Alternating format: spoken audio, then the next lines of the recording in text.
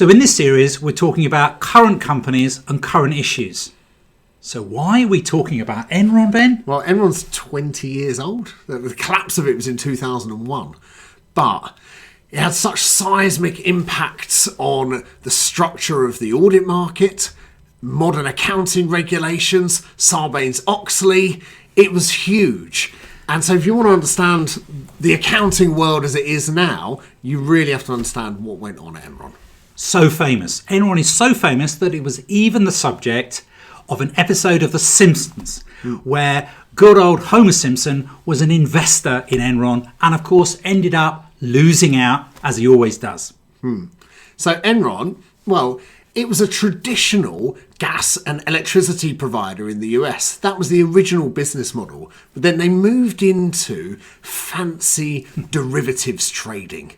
Complicated stuff.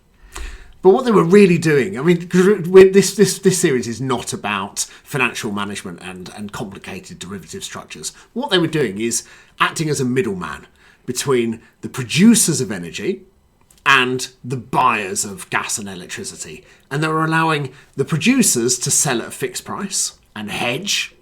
And they were also allowing the buyers of gas and electricity to purchase at a fixed price. Everybody loved what Enron were doing because it gave them certainty over price. And they made massive profits. Enron was the darling of the American stock exchange year after year after year. But then competition began to creep in. And how did the management react when their profit margins were under threat, Ben? Well, in the same way that management often do in these big corporate scandals. They were making less money because competition had come into this marketplace, and they've tried to find ways to creatively make sure that their profits are maintained. Now, in my world, in my language today, creative accounting is unethical and dodgy. If we go back in time, some of the techniques that the directors of Enron were doing seemed to be perfectly legal at the time. And one of those was a special purpose vehicle. Have you come across those before, Ben? Well, in the research for this, yes. I have to say not in my everyday life. Okay. But what they were doing is anything that was loss-making, anything that would make their profits look worse, they were ring-fencing it into a special purpose vehicle that no longer needs to sit as part of our accounts. So in other words, the directors would set up a new company and put in certain trades, certain assets and certain liabilities into that entity.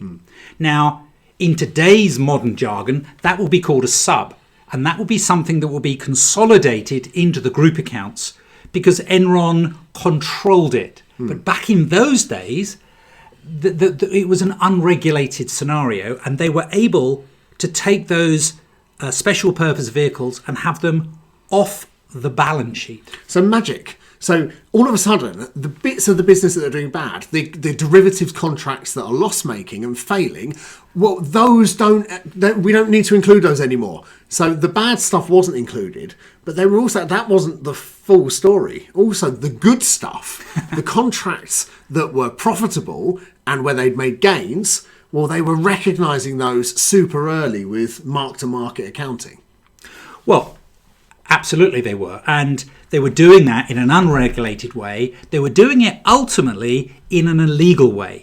Because when Enron ended up going bust, well, the directors of the company, they were not knighted, they were not rewarded, they were sent to prison.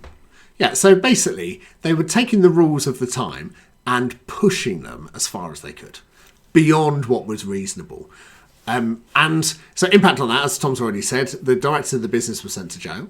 But there were much wider reaching implications of the collapse of Enron. It led to a total top to bottom review of accounting regulation and auditing regulation. Now, we haven't really talked much about the auditors, Ben. Where were the auditors in there? Who were the auditors? Okay, so the auditors were the fifth member of the Big Five. Big Five? The Big Five. Back in the day, I thought we had a Big Four. Well, there used to be five. Arthur Andersen was the fifth member. And what was happening with Arthur Andersen is they were following very much a controls-based approach to their audit testing. So making sure the systems of the company are working. If the systems of Enron are designed and operating effectively, then all of Enron's numbers must be right. But what would happen with these special purpose vehicles? Why didn't they pick them up? Well, because those were kind of taken out of the company. Okay. We don't even see those anymore. And because we're doing a controls-based approach and a lot of analytical reviews and analytical procedures, well, Enron was wildly profitable last year. They're still wildly profitable. Nothing's really changed. Management have told us it's all still fine. Tick, we can sign off these accounts. So they were following a almost completely control-based approach to the audit, rather than looking into the detail of a lot of the transactions, doing a more substantive audit, which had they been following that approach, they would have picked up a lot more of this stuff. So look, I'm neither a practicing auditor and I'm neither an American, but I've heard of Sarbanes-Oxley. And that was the knee-jerk reaction. That was the response of the Americans to regulate their system. Is that right, Ben? Yeah, so Sarbanes-Oxley, when I was in practice, I had to do quite a lot of Sarbanes-Oxley related work. It was Lucky dreadful. you. Honestly, it was awful. So you had to go through and document every single financial and non-financial control of the business. And the idea of that is that management was signing off and getting accountants to help them to do so. Management was signing off on all of the controls around their company to try to avoid something like this happening again. You talk about documentation, Ben, but what happened in Enron? Surely the auditors were documenting things in Enron. Okay.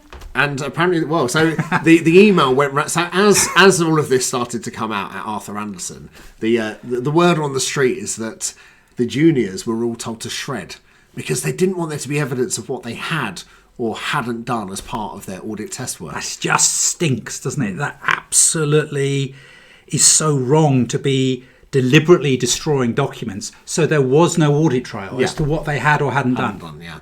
And this ultimately led to the collapse of Arthur Andersen. And it actually was before a lot of the, investigation could have been completed and fines and what have you being levied on Arthur Andersen. It isn't that led to their collapse. It's that all of the clients of Arthur Andersen, their other audit clients, all turned around and went, hold on, if you guys have been implicated in this Enron scandal, your name on our audit report doesn't really mean anything anymore. Audit is all about surely trust and credibility. And so the trust and credibility in the name of Arthur Andersen and the quality of the work that they had done was just shot. Yeah. And so as their clients basically hemorrhaged, the business started to go under. And actually it was Deloitte. One of the reasons that Deloitte is now one of the bigger, it depends how you measure it, normally the biggest or second biggest of the big four, is because they swallowed up Arthur Andersen's staff and lots of Arthur Andersen's clients.